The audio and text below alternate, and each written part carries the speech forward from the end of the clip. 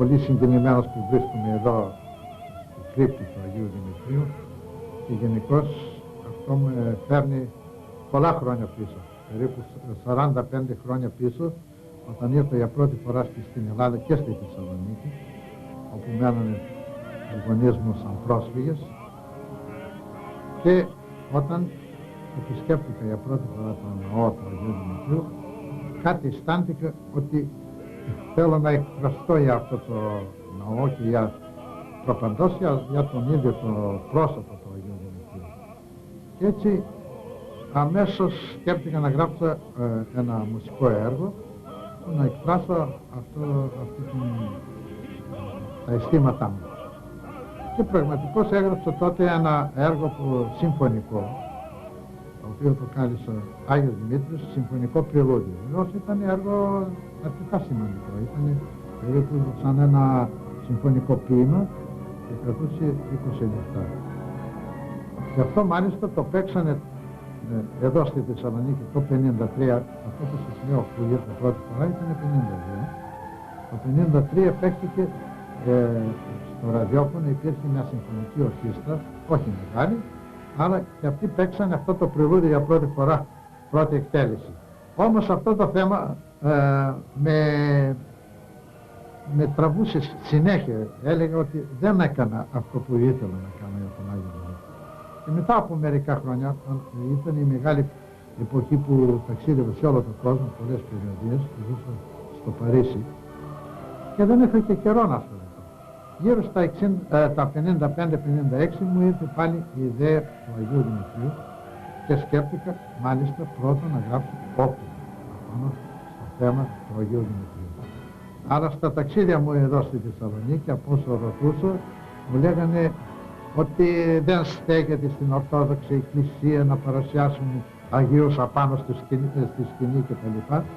Και έτσι κατέληξα στο ορατόριο, στη φόρμα ορατορίου.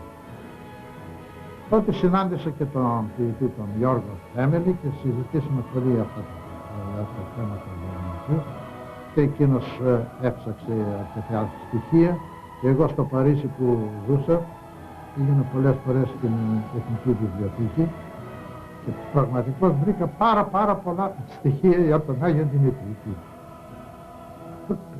Και εκείνο που με απασχολούσε βεβαίως, επειδή ήταν βυζαντινό ορατόριο και ήταν η πρώτη φορά που έγραφα τέτοιο μεγάλο έργο χοροδιακό και τύπου όπερας αλλά ορατόριο, ήθελα και μερικά θέματα βυζαντινά γνήσια και άρχισα να ασχοληθώ και με σε αυτό το τομέα. Και από εδώ θυμάμαι μερικοί ψάλτες που μου δώσανε και το τροπάριο του Αγίου Δημητρίου, βεβαίως είναι το κύριο θέμα που σχεδόν σε όλο το έργο μου και το παρουσιάζω με διάφορες παραλλαγές και μόνο στο τέλος παρουσιάζεται εντελώς γνήσιο όπως τραγουδέται στην Εκκλησία. Και έτσι έγινε ας πούμε το ορατόριο, το οποίο το τελείωσα το 62, από το 57 το 62.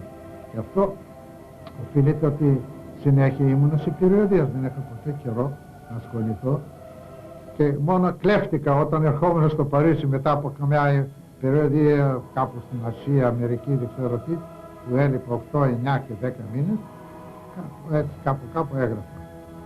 Εν τέλει, αρχάς το 62, μας τηλεφωνήσανε από εδώ, από το Υπουργείο Βορείου Ελλάδος τότε και μου είπαν ότι ξέρανε που γράφω αυτό το έργο, αν το έχω έτοιμο για να το παρουσιάσουν στα 50 χρόνια από την απελευθέρωση της Θεσσαλονίκης, το 62 δηλαδή, και την ημέρα του Αγίου Δημητρίου. Εν τω μεταξύ το 65 ήρθα μονίμως και εγώ στη Θεσσαλονίκη, σαν διευθυντής της Φιλαρμονικής, και τα πρώτα Δημήτρη ήταν το 66 και έτσι παίχτηκε ολόκληρο το έργο το πρώτο Δημήτρη.